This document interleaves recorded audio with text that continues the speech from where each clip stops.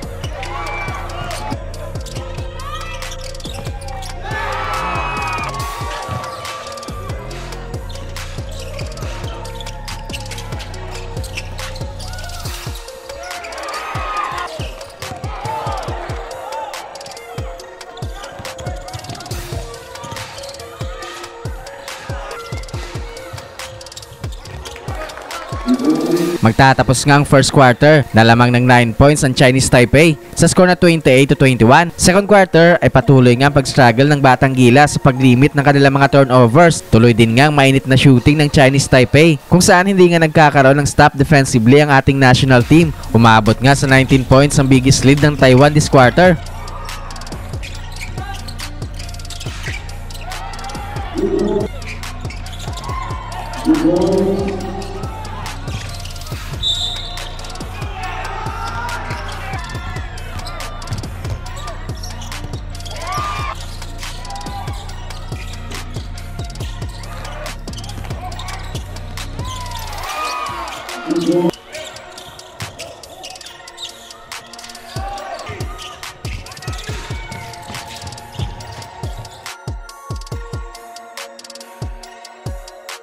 Lamang ng 15 points ang Chinese Taipei going to the halftime break sa score na 57-42. Third quarter ay unstoppable pa rin nga ang shooting sa labas ng Chinese Taipei. Hindi pa din nga nalilimit ng Batang Gilas ang kanilang mga turnovers. Karamihan nga sa mga turnover na yan ay nanggaling sa mga careless passes.